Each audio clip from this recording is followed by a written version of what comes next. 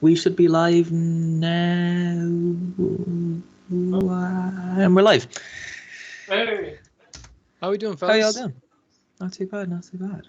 Today we have Dr. Dave Hill. So how about you introduce yourself? Sure. I'm Dr. Dave Hill. I'm based out in the San Francisco Bay Area of California. I'm a hypnotist. I've been a hypnotist since 1986, and that's all I do. So definitely a lot of practice. Been doing it for a long, long time. Currently, though, with the COVID-19, nothing, of course, is going on. All the shows have been canceled. If someone wanted in-person therapy, we can't do that either. So, That's a shame. Yeah, that's not a fun experience. yeah. No. Right now, we're out of business. So, how's that? Yeah, I seen on your Instagram it was like the last few months have been completely empty. Completely empty. I have another 15 shows were canceled for June and another 10 in July. We have a tentative show set up in September. The odds of that happening are 0. So at this moment. Well, you got to have a bit of hope. Yeah. How we came across you was actually just your Instagram page. And I was browsing through it. I was thinking, okay, this guy looks pretty cool. Oh, he just hypnotized that guy. And then I dove in more, and I looked you up on Google, and I found you in Mythbusters. So could you tell us a bit about about being in Mythbusters? Oh, sure. So Mythbusters, that episode was actually recorded in December of 2007. The episode is called Voice Flame Extinguisher. The main part of the show was them putting out a flame using sound. Of course, I saw none of that. Just so you know, I didn't see any of that. I only dealt with Grant, Tori, and Carrie, the 3 underlings of the show. And I was called by the producer of that show 3 times to go on. Each time she called me, I had explained to her I wasn't interested because they didn't want to pay me. And she wouldn't tell me what the episode was about. And she says, well, we're going to make you look good. I said, well, that's fine, but you have to tell me what the show's about. Well, we can't tell you. It's a secret. And I said, why do I want to do it? I don't need the publicity. I'm very busy. I've been on lots of television shows. So she called the 4th time, and I said, look, every time you call, the fee's going to go up. And then I gave her the name and phone number of one of my agents who does the bigger shows for me. I said, now you have to call Ed, and he's very expensive. She said, why do I have to call Ed? I said, because I don't want to talk to you anymore. I hung. She called right back and said, well, go ahead and pay you what you want. And I said, could you tell me what the episode's going to be about? Nope. So I agreed to do it. I went down to the production area, which is actually in San Francisco. Even though the show is actually produced in New Zealand and Australia, these guys shoot here in San Francisco. The 2 main guys actually live up here too. So I got there, met Linda, who was the lady who called me to invite me on the show. We then drove over to their second facility where they do a lot of the filming, and I met Carrie, who's the redhead you see in the episode, Tori, who is the taller guy, and Grant, who is the shorter guy, who are going to be part of the episode. And when I got there, Carrie greets me and says, thanks for coming, Dr. Dave. You're not going to be able to hypnotize any of us. That's how I was greeted. So I immediately knew that they had another hypnotist before me, and it didn't work. So I then started to ask a bunch of questions and then started to explain to her how hypnosis works. And by the time we got done with that, you could tell she was ready to be zapped because she couldn't believe all the information I knew. And then I turned and I asked, can you tell me what this is about? She says, we don't even know what it's about. So the producer came over, and she had a little table, as you saw there, and says, what we're going to do is have you hypnotize them in those 3 chairs you see there. And we're going to sit them down at the table, and then you're going to ask them some questions. So as soon as she told me that, I realized this was going to be a memory test. I just knew from doing this for so long. So she says, how did you want to hypnotize them? And they had this big, nice reclining chair. She says, you want to put them in that first and then bring them over? I said, no, just have them stand in front of the chairs. It'll just take about 10 seconds. The whole place started laughing at me because of what had happened before. So if you watch the entire episode, there's a lady hypnotist on before me, and she struggles to hypnotize them. So that's what they had experienced. And she had been there for 3 days, by the way. I don't know any of this until the episode airs. So we then hypnotized them real quick, and you've seen that bit. That's one take. That was the actual time. It took 15 seconds to hypnotize all 3 of them. And then we proceeded to ask them 58 questions while they were under hypnosis. And as you saw at the end of the show, it improved their memory. So yeah, unlike what some people might think, or what I believe is it works. Yes. I watched the episode. I believe in it. If someone said to you, "All right, prove it to me," I don't believe in it. What would you say to them? I would say that's fine. You may think you've never been hypnotized before, but let me ask you a few questions. Have you ever daydreamed? Now, if they're going to be difficult with me, they're going to lie and say, no, I've never daydreamed. They'll say, that's fine. Have you ever been to a movie? They'll say, sure. You ever watched a television show? Sure. You ever got caught up in that show where you thought it was real? And everybody has to say yes, because they have. Yeah. They've laughed, they've cried, they've felt pain, they've gotten scared at a movie. And that's hypnosis, that's trance. That's where your imagination, which is in your subconscious mind, believes something to be real. And that's a real simple definition of hypnosis. Damn, I never even thought about it like that. That's really interesting. Like, Yeah, well, a lot of these things we get a guest on to talk about. We don't really understand it in depth, so Yes. it's great to have you on to talk about it. Yeah, no, I'll give you, why don't I give you an explanation from the hypnotist point of view of how hypnosis works and how the mind, because I think that might be pretty cool. Yeah, For you. that'd be cool. Yeah. yes, please. Sure. So my definition of hypnosis is it's an extraordinary state of mental, physical, and psychological relaxation that opens up your subconscious mind to the non-critical acceptance of new thoughts, ideas, concepts, and ideas that you know to improve your life. If it's someone who's going to be in a hypnosis show, the reason that will work for them is they want to actually be the star of a show. So that's the reason they're coming up, is to have fun. So it opens up their non-critical mind to accept the suggestions so they can perform in front of an audience. So that's my definition of hypnosis. Now, a simple way to think about it is hypnosis, substitute the word persuasion or influence or suggestion. All we're doing is making suggestions or using bits of influence to help someone improve their life and accept something to make their life better. So that might be in therapy. Someone is a smoker, they want to become a non-smoker. Someone has a phobia, they're afraid of dogs or cats, and they want to no longer be afraid of them. Someone has a anxiety when they take an exam, so they want to, in their mind, improve their memory, but all we're really doing is reducing the anxiety during the moment of the exam so they can recall the things that they already know to pass the exam. Those would be some ideas. And the way we look at a mind working as a hypnotist is there are simply two minds. There's your aware mind, it's your conscious mind, and that mind is the mind that analyzes everything that goes on.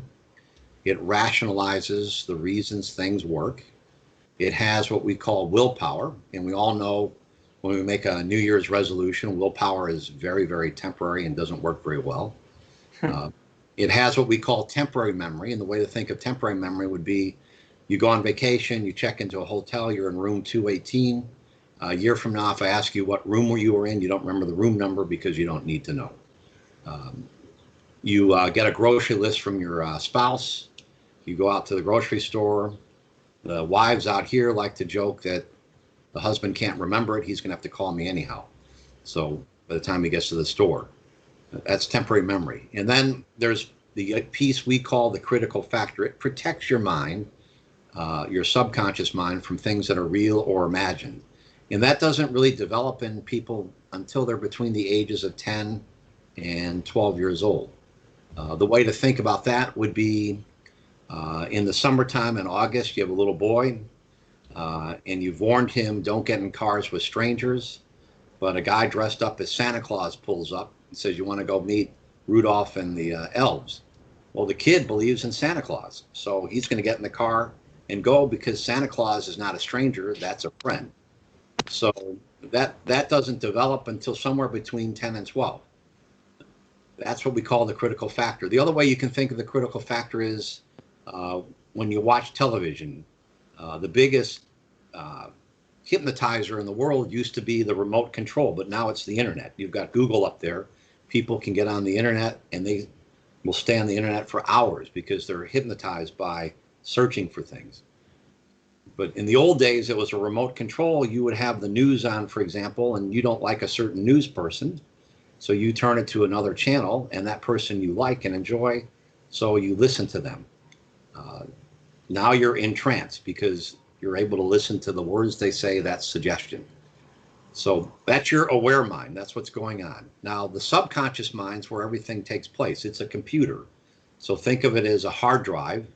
Everything you've ever experienced and learned since you were born is stored there, so you can access it.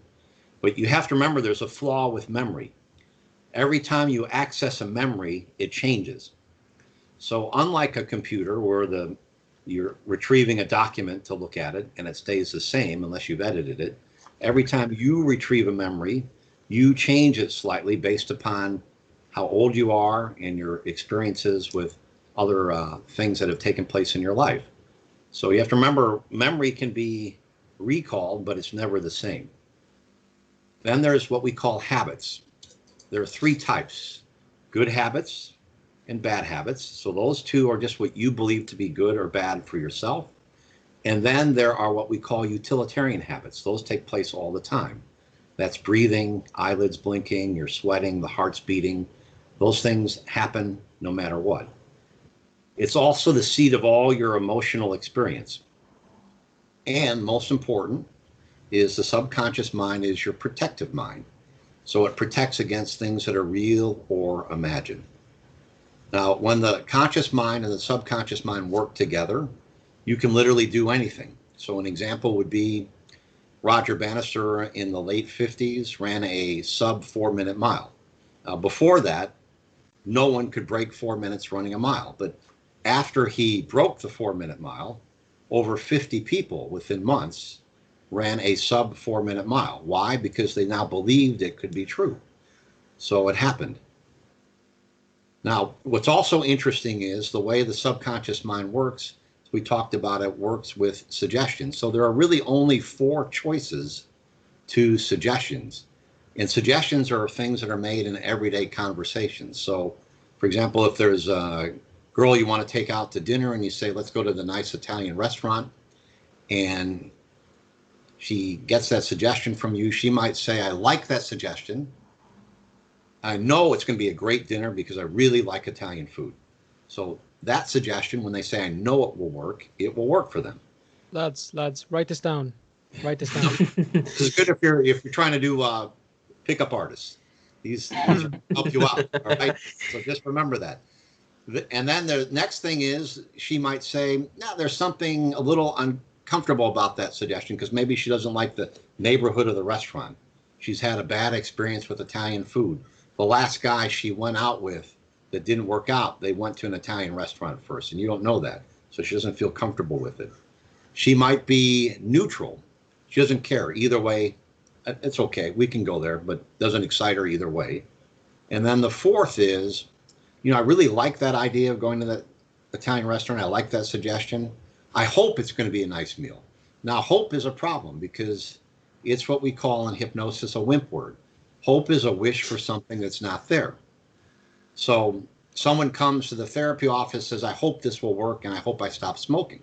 Well, they're not going to stop.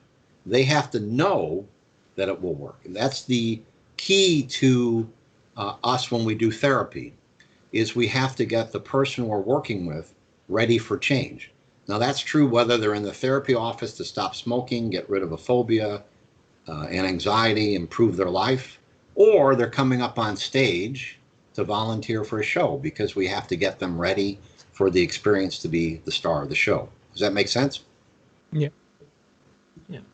So that's a brief summary of how the mind works, according to a hypnotist.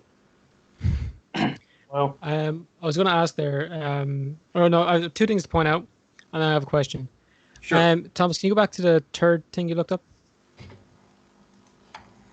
So, as I said earlier about hypnosis, no, it's been scientifically proven to work. Like, there's science behind it. All good stuff. Not fake. And on to the next one. If you look up the world's greatest hypnotist, Dave comes up. So how does that happen?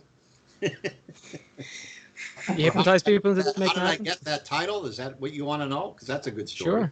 Sure. So I was trained by a gentleman by the name of Gil Boyne, Gilboyne. So you could type his name in. He's passed away a few years ago. I spent a year with Gil. He used to have a hypnosis office down in Glendale, California. There's Gil. He is the best hypnotist of all time, in my opinion. But he's the guy who taught me.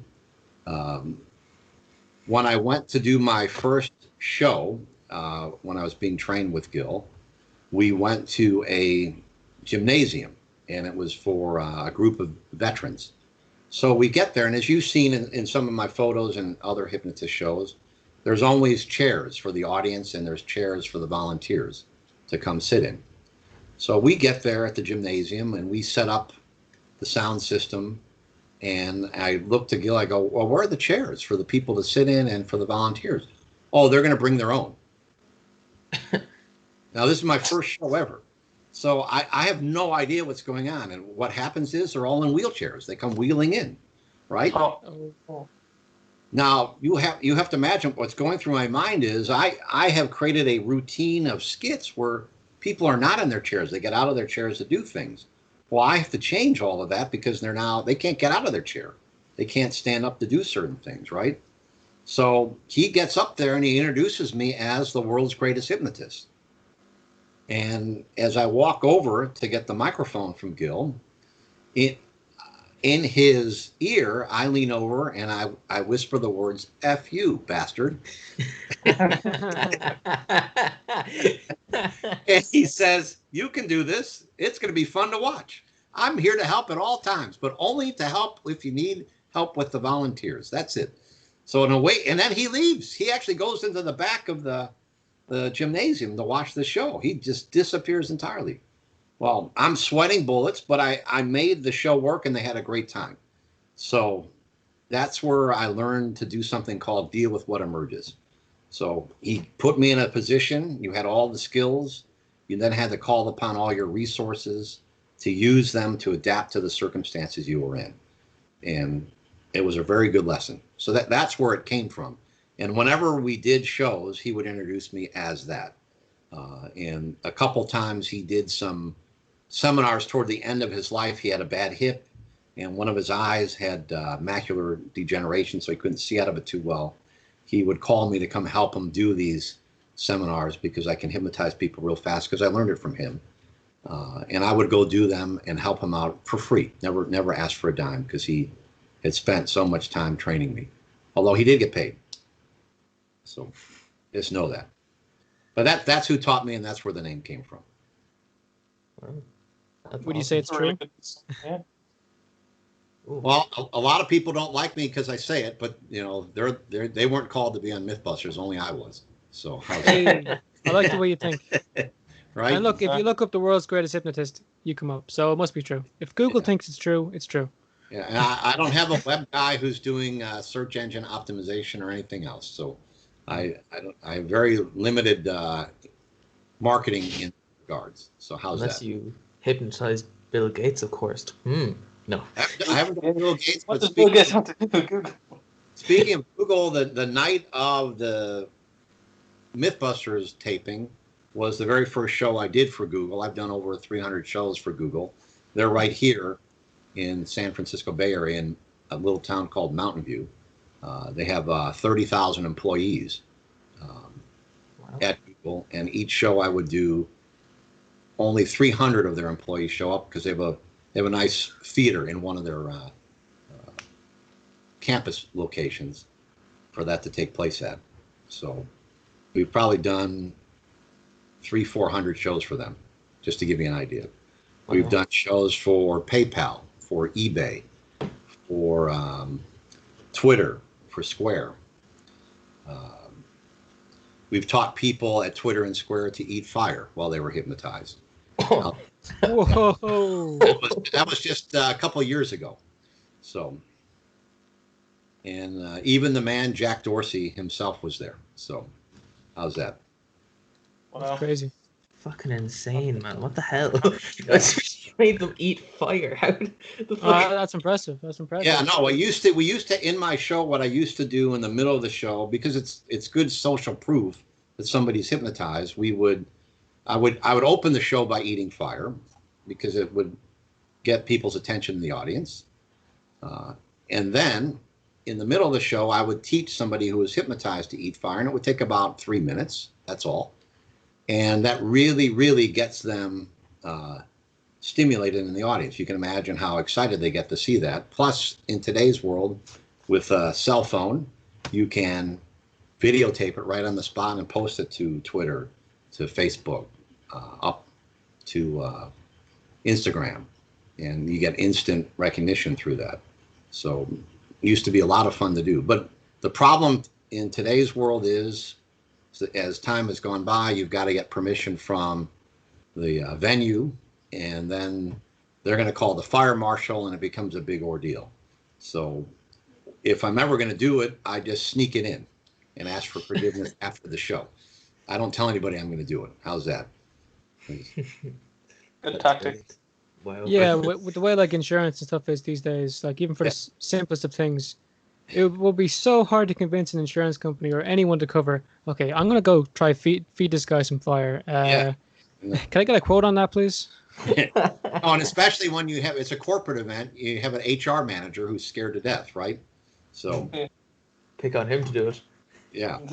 You want to make Bill Gates do what? Yeah. What was I going to ask? What would you say the biggest misconception about like hypnosis or hypnotism is?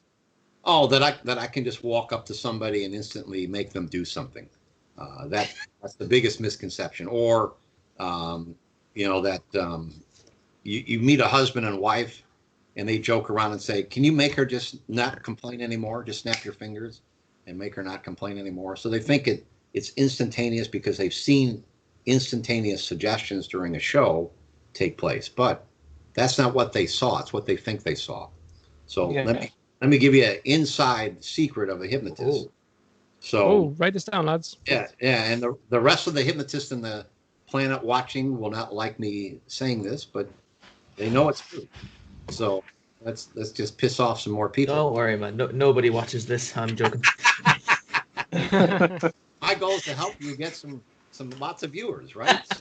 We appreciate it. So we want reaction. So if you ever watch a hypnotist show live, it's better to watch it when it's live and in person, when they're up and running again.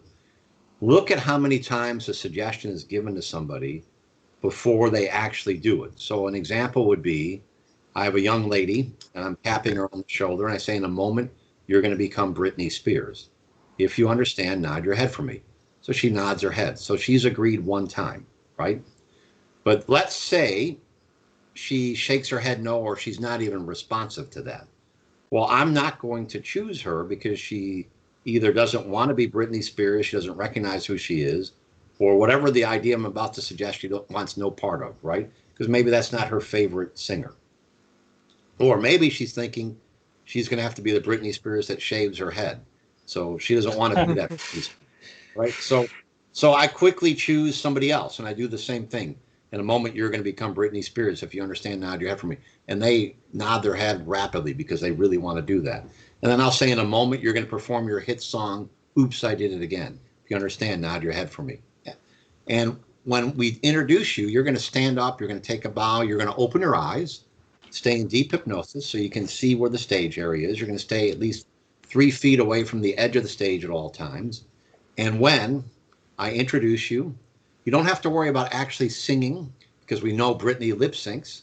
I'll give you the microphone, and the more you sing and dance and move like Brittany, the more applause you're going to get. If you understand, nod your head for me. Well, that all takes place very quickly, right? So then the music gets cued by the sound person, and then we say, ladies and gentlemen, Britney Spears. The girl stands up and she begins to perform like Britney Spears. Now, when you talk about it from the audience point of view at the end of the show, you're going to say, he just snapped his fingers and said she's Britney Spears. But that's not what happened. I gave her several suggestions, layered them together to make sure that she understood what she was supposed to do, because that's what's going to give you the best performance. Does that make sense? Yeah. Yeah. Well, Yeah. So that's what really happens. So. No, I'm just thinking about that now, and that makes complete sense. Yeah.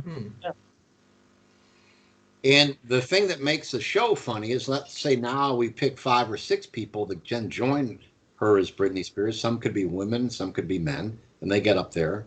What makes it even funnier is the contrast of how each of them interprets Britney Spears, right? Yeah. And if they're your friends in the audience that are up there on stage, you, since you know them, you know that guy would never do that, right? But there he is. So. incredible. Yeah. You're thinking of somebody you'd like to have as Britney. Thinking of the lads. Yeah, no, Dara over there would make a great one. Thinking of Dara. I'm not even gonna lie. I probably would. Yeah. You wouldn't even need to hypnotize them, you know? You just do it for the And lads. I do that on my own jurisdiction. Mm. No, Yeah. we did a few years ago. I do a lot of high school graduation nights out here, and I had one guy who was a really, really good subject, so I turned him into Taylor Swift. Oh. And he performed "Shake It Off," and Oh, he was so good. The kids at the school gave him a standing ovation, and and he was the last person they thought who would ever do that. So a very shy person, nerd-like quality, and he knew all the words. He knew all the moves to the song. Even the rap part in the middle. It was unbelievable. So What a guy. what would you say is the funniest thing that you've made someone do while they were under trance? well, some of the funny things are when we do a little bit more adult version of a show where we take a chair and we turn that chair into their partner for an adult movie. And then they perform with the chair, and you don't have to be, as a hypnotist, you don't have to do anything X-rated. You just say, switch positions, and then they move the chair into another position, and then they do something else with the chair.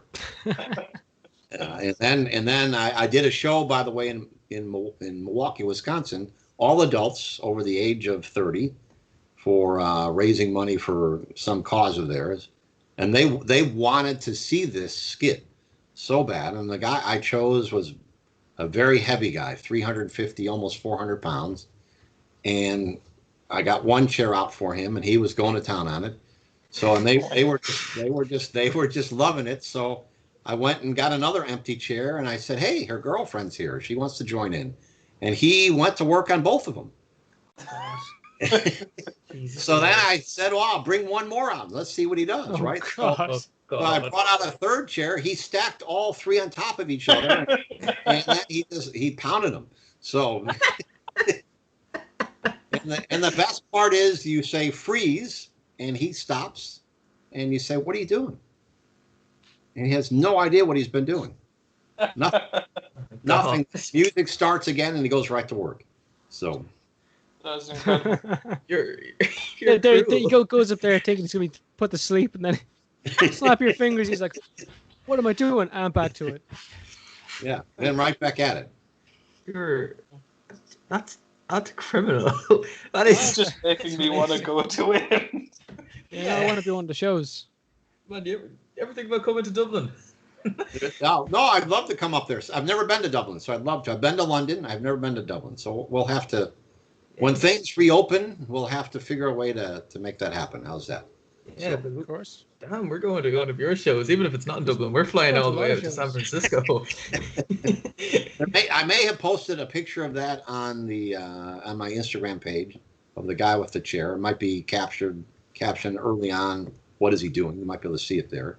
So, Oh, jeez, I have to get this up now. Give me a minute. and then of course out here, I'm in San Francisco.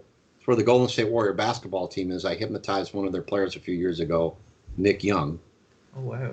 and he became a superstar out here because the video was released to ESPN, and then Charles Barkley.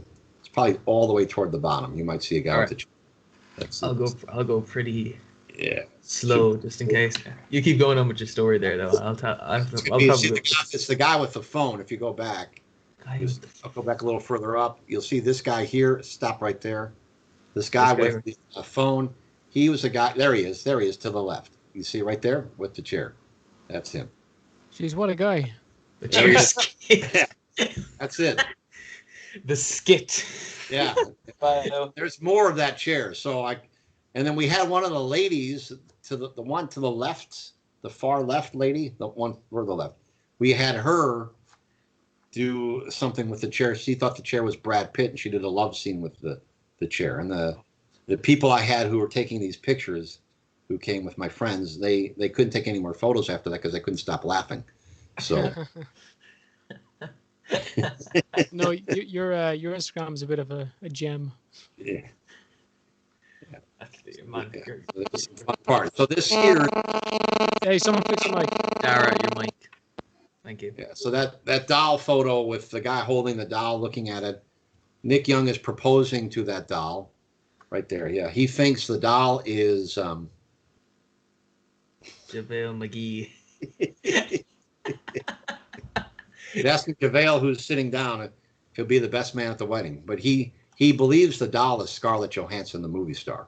Oh, wow. So, yeah. So, and he's I see a proposed. bit of a resemblance, though, in all fairness. Yeah. So, the website TMZ had fun with it because he used to date Iggy Azalea, this guy. So, they published all this because it was funny because now he's dating Scarlett Johansson. Oh, wow. That's brilliant, man. Yeah. And I just asked him what he wanted to do. He says, I want to propose to her. So he brought and my best friend. Let me introduce him and see if he'll be the best man. So that's what was going on there. You can see a little later he actually hands the doll to her when he introduces. It's a little further down. Yeah, right there. Yeah, you see it. Yeah. He hands it to. That's the actual introduction to Scarlett Johansson. So. It's so hard to believe. Unless you were there, it's just hard to believe. So. I don't know. He looks so happy though. It's like, he's the happiest man on the planet. So at that time. Oh wow, that is brilliant. You should try get Scarlett Johansson and try make her to propose to him as a doll. To a doll of Nick Young.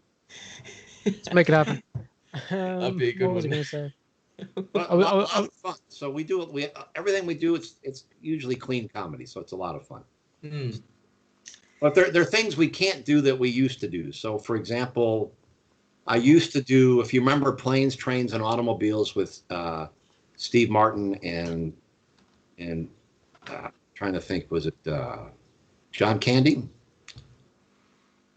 They had a scene where they were in bed together. Mm. And they got up and shook it off. Mm-hmm. So I created a scene from that to one of the Righteous Brothers theme songs, You've Lost That Loving Feeling. We put together a scene where we would pick the two biggest guys on stage and have them dance with each other and think the other one was a lady. But because of society, you're offending people in the audience, so you can't do that anymore.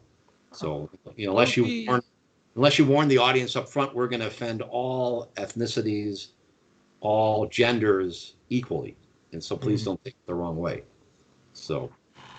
It's not offensive if you offend everyone, Yeah, but they don't like it. There's actually colleges here that want to see the skits we're going to do up front before you can go, and they have to clear it through the diversity committee, if you can believe that. Oh wow. We don't have those here. Oh, We that's don't have anything like that here.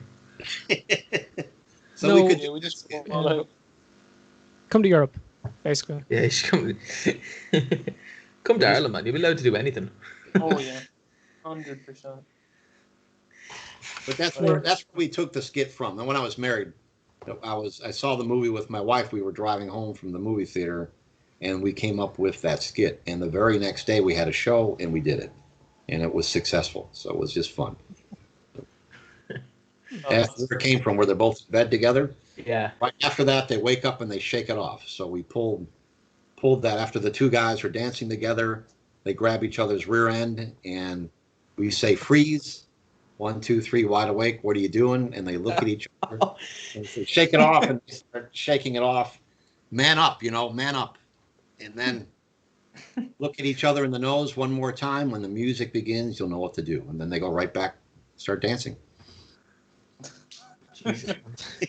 This sounds really cool because you don't get that kind of stuff here in Ireland.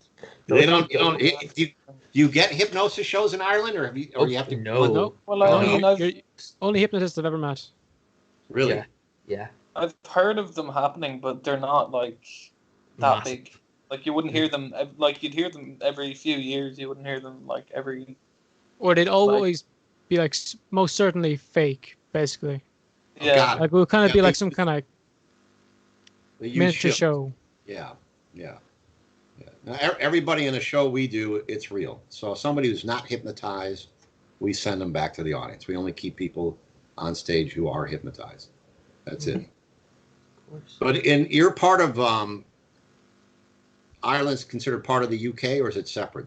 No. We're separate. Oh, We're separate. no, God. That is a whole thing.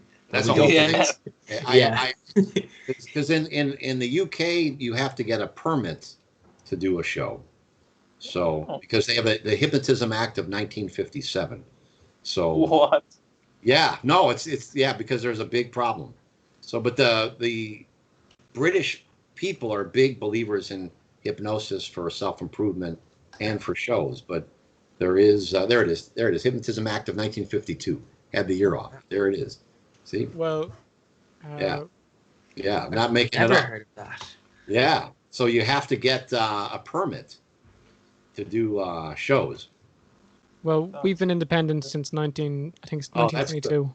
So hopefully you don't have something like that. So that you would think if that's the case, some of the guys from England would come there to do some shows, right?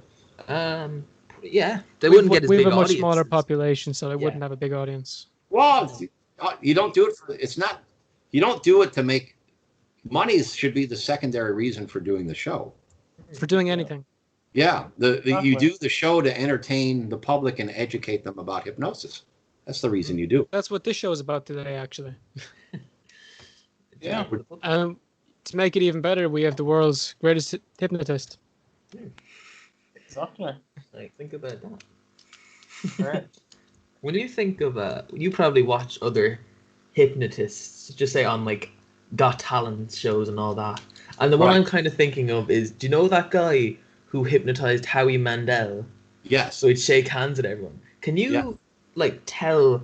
There's probably like a load of tricks that you don't tell everyone and stuff like that. But could you tell how they're doing that, or can you kind of guess sure. your way around how they? If you go back to that video clip and you watch the whole clip, you're going to see the hypnotist gradually get agreement from Howie to do various things.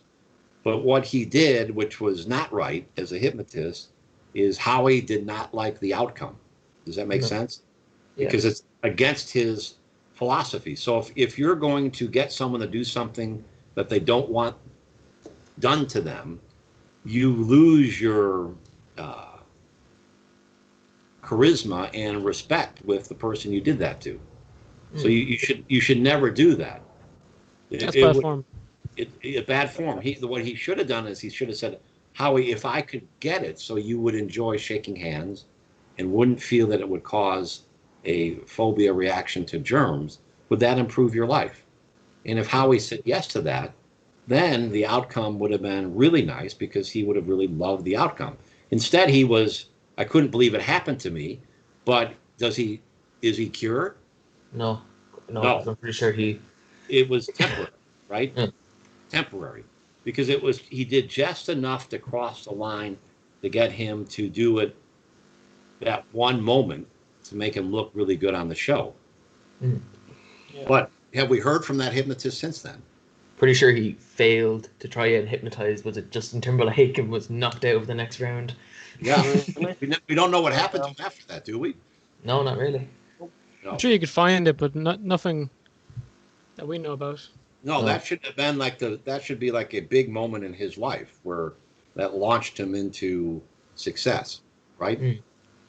If you think of America's Got Talent, sort of like the old Johnny Carson show in the States, when a comedian used to come on his Tonight Show, if he did well and was invited to sit down on the couch with Johnny to talk, or Johnny gave him the thumbs up or the okay sign, that launched their career. Hmm. Wow. And that's how Steve Martin's career got launched. Is he came on there one time, he did so well the first time, Johnny invited him to the couch to sit down for a few minutes. Well, then he was on there forever. Same with Don Rickles. Don Rickles' career was built by Frank Sinatra and by Johnny Carson. Mm. Oh, Yeah. So that's awesome. yeah. That was incredible, yeah. Yeah. So that's the moment, like on America's Got Talent, somebody should be launched. So you go to in England, you had the lady in England who was I can't remember her name, but she was on. She was an unknown, and she sang beautifully, Mm. and then she was just going to walk off stage. She got standing ovation. Susan wow. Boyle. Susan Boyle. There you go. Oh You know yeah, Susan Boyle. Yeah. Amazing person. We would love to have her on. her career, right?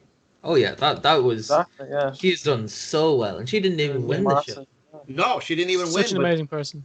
yeah, but that one moment made her career, right?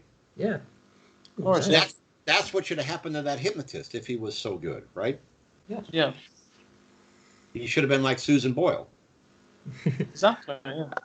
The great thing about Susan Boyle was after she sang and everyone clapped, she was just going to walk off stage. Remember that? Yeah. Sheesh. And Simon said, "Where are you going?" Yeah.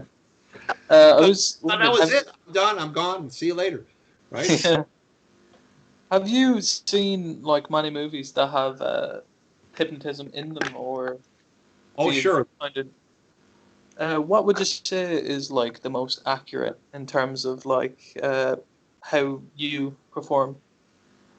They're probably none. I mean, they all are mythic in proportion. So the last one that people talk about out here is the movie Get Out, where Oh, yeah. I was just thinking you know, about that. the lady's tapping the spoon and Yeah. all of that.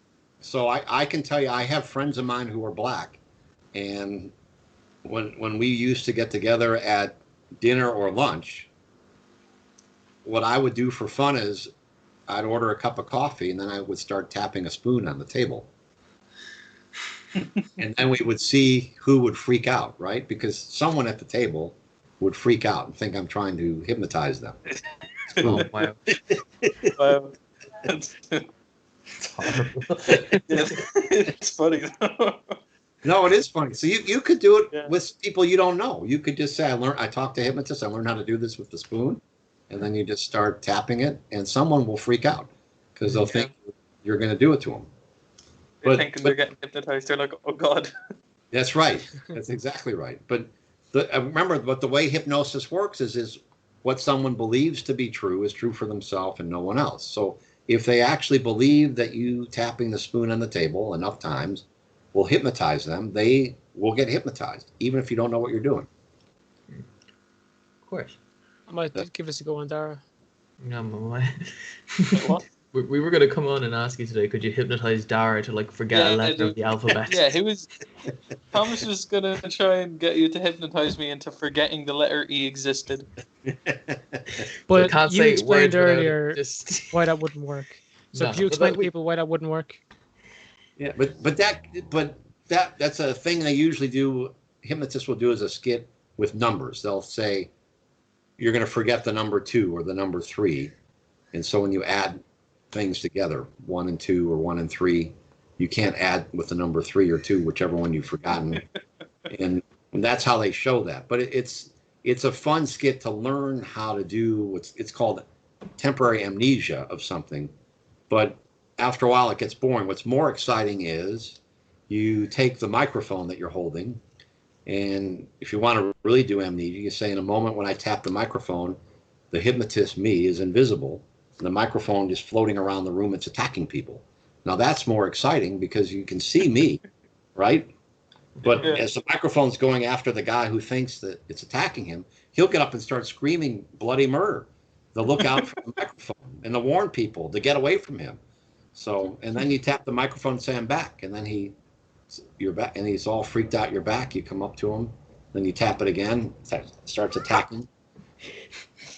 That's incredible. That's more fun than losing the letter E or losing a number, because it's the goal is to entertain the audience and educate them about how it works.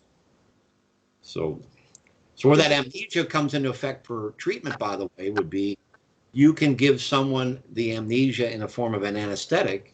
So when the dentist taps on their mouth, it becomes numb, or they're no longer afraid of the dental treatment to help them out. So those are some ways it can happen. Could you imagine watching someone disappear before your eyes and a microphone attack you? I'm putting myself in the position of the people who are getting hypnotized, and I'm like, oh my God, that would be terrifying. Yeah, no, it's fantastic, and they do get terrified. So it's tremendous fun. So, like, you completely disappear. The people say they can't see you at all when. That's right. They cannot see me at all. But I'm there. I'm there. That's what makes it funny, is I'm there. That is. Wow. That's some like Scooby-Doo mystery gang bullshit there, man. You could take over the world with that one. Broadcast on live TV. Man, I'm trying to get my head around that one, man. That one's weird. That is weird. Like, speaking of ones that are hard to get your mind around, I actually wanted to talk to you about hypnotizing people to stop smoking. Darren, sure, Mike. Sure. Have you done that before? Oh yeah. So over 3,000 clients to stop smoking. Wow, that's awesome, man. And for me, I did it in what I call a 3-step protocol, and I gave a money-back guarantee. So the way when I was doing stop smoking, you'd see me for 3 sessions, and if you didn't stop smoking, I would give you your money back for all 3 sessions, or you could see me for as many sessions as you wanted until you stopped. Now, I can tell you, no one ever asked for their money back because they all stopped. But you also have to know I didn't take everyone who came to see me. So the first 20 minutes of a session on the first session was free for me to decide whether I could help them or not, because you can't help everybody. So the key to helping someone stop smoking is they have to want to stop smoking for themselves. If they come into the office and they're going to stop smoking because their wife wanted them to, that's not going to work. Their kids want them to. Their doctor wants to. Or I saw their friend Jim, and Jim stopped smoking. So obviously I'm better than Jim.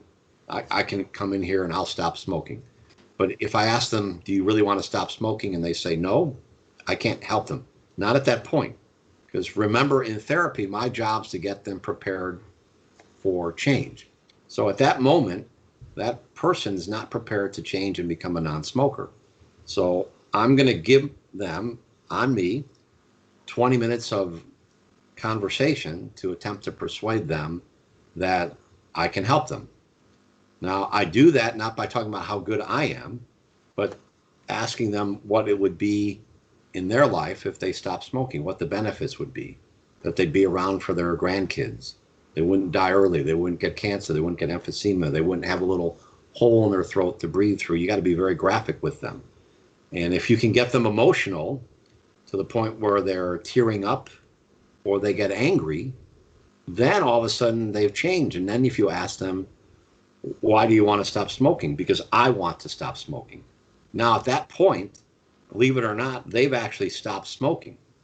Everything else we do in the 3 sessions is to anchor that decision they've just made in their lives, so that they keep it and it changes in their habits. So they become a habit of being a non-smoker for the rest of their lives rather than a smoker. But you cannot help everyone who comes in. You've got to go through with them to get them there. And oftentimes it works by rejecting them, which is to say after 10 minutes, Bob, I can't help you stop smoking. And they go, well, why? Well, I just can't. But you help Jim and Sam and my other buddies.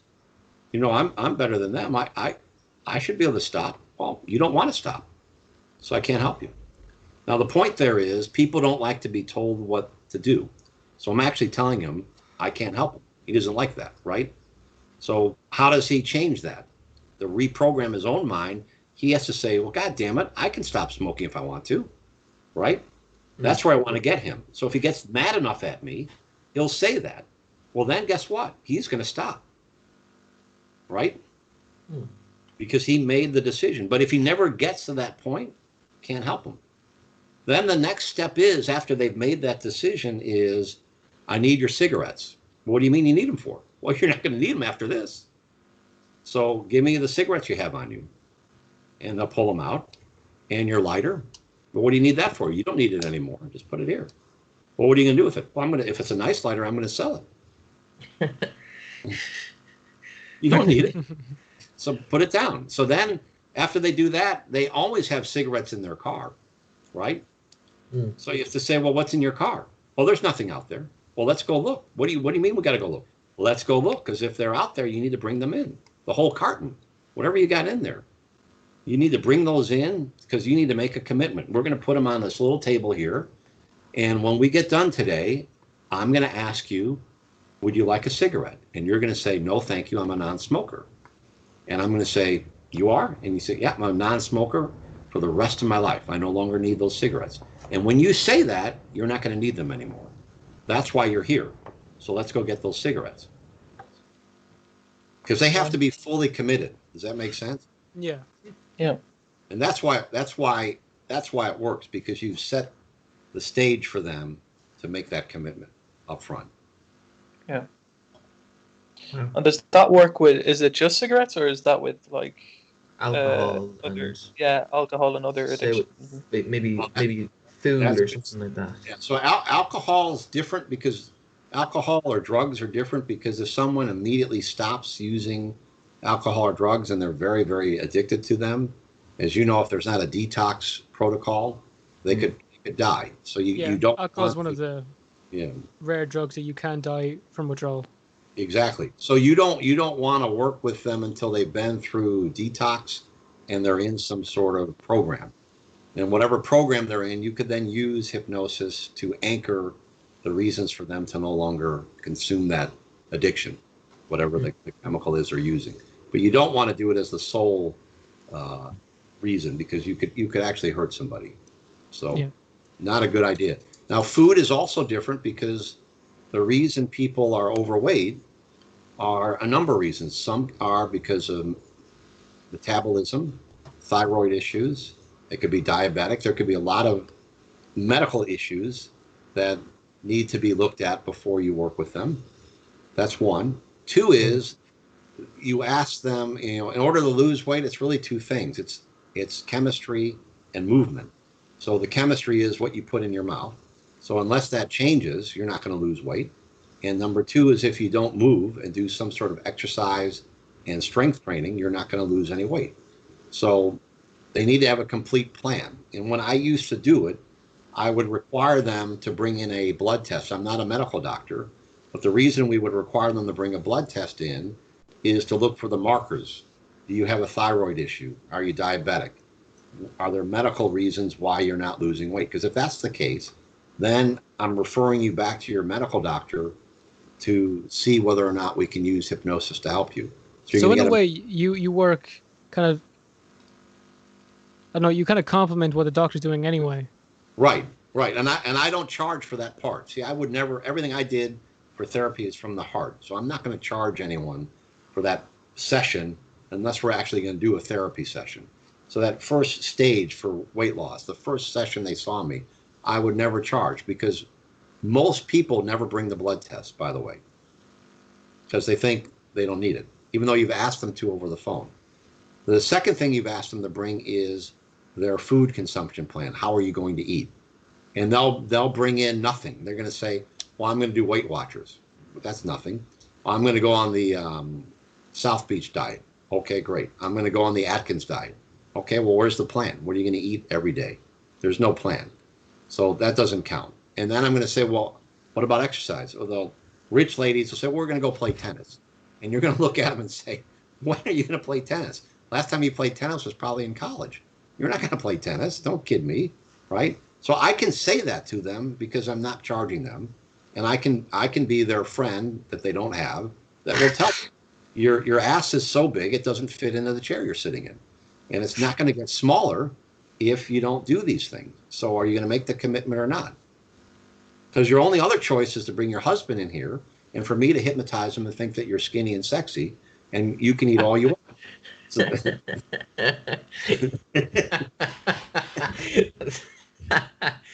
no charge. Yeah. So but the goal there is to get them upset. So, and I can tell you it works because I had one lady who got very mad at me because a friend of hers lost 30 pounds. But the reason she lost the 30 pounds was none of the things we just talked about. She gained weight because she was molested when she was younger. She was raped later on in her life, and she went through a divorce. And if you took a look at her weight after each one of those incidences in her life, the weight spiked. So we use regression therapy to take her back to each of those events in her life to heal herself internally so that she could cope with that and move on. And once that was done, her need for food to numb her pain was gone. And the weight just melted off because she no longer needed to eat for that reason. So, but her friend didn't know that because I can't tell her that, right? Because that's confidential between me and her friend, unless her friend told her what happened. So she left because she had a thyroid issue and she wouldn't admit to it. And I knew she did. So months go by, I never hear from her, but I get a card in the mail with a check for the session she didn't pay for. And the card said, I want to thank you for having me come in. I lied to you. I had a thyroid problem. So I went back to my doctor. I got put on some medication. And since then, I've lost 35 pounds. Wow. If I hadn't come see you, that never would have happened. And then there was a check. And back then, I charged $150 US for a session. So I called her on the phone. I thanked her for the card. I said, I don't want the money, so I'm going to either tear the check up or send it back to you. I want permission, because I had a bulletin board in the office. I want to put your card up there so I can tell your story. And if you'll allow me to tell your story, that's more beneficial than the money, because I can help someone who's in the same situation you are but doesn't want to admit it. And she completely agreed to that. So it's a great way to tell a story about someone who had success. I had nothing to do with it. I was just a friend she talked to and got her to make a decision on her own that she needed real help. And she got the help where she needed it from was her medical doctor. And boom. So you kind of can say things that a doctor can't say. Right. Kind of like a priest or a minister, right? Can say something the family can't say, right? Yeah. Because my goal is to help someone improve their life. They come to you feeling bad, crummy, and I want them to leave not feeling crummy. I want them to feel better. So let's figure out a way to do that. And the way you have to view it as a hypnotist, in my opinion, is some therapy works for some people some of the time. What that means is hypnosis does not work for everybody. It works for some things and some people. But there are other types of therapies out there that will help that person that we cannot do. And my role as the therapist in that position is to help them find that other therapy that will help them improve their life so they can live a better life. That's what we're there. And if that happens and it's not with me, so be it. That's from the heart, and we did something good that day. Yeah. Awesome. That is cool. Yeah. Are you sure you can't hypnotize people over the phone? Because last time I looked at the clock, it was like 17 minutes, and now it's almost an hour. So in a moment, I'm going to count forward from 1 to 3. On the count of 1, you'll begin to emerge. On 2, you get the refresh. When you get to 3, you'll be wide awake, feeling better than you felt all day. 1, 2, 3, wide awake. Welcome back. Jeez, that was such a good podcast. I don't know how you did it, man. I'm feeling great now. Wait, did we do a podcast today? Yeah, man. No, yeah, no. I don't know what to say now.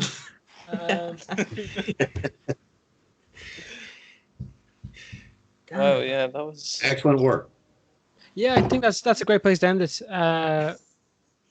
So hypnotism is a great tool for helping people, definitely. And if you want to make someone look like an idiot as well, you can do it with hypnotism. Like the guy with the chairs. Go with 3 chairs. No, it's been an honor to have you on today. So thank you very much for getting on. Thank you so much. Anytime I can help you guys, let me know, and hopefully one day I'll make it out to Dublin when all the coronavirus is over and we can travel again and do things. So, You're hoping. All right. Thank you. So thank you anyone who's listened and has made it all the way to the end. So make sure to like, comment, subscribe, tell your grandma about the podcast. We'd appreciate that too. And take it handy. Have a great day. Yeah. Have a good day. Thank you guys. All right.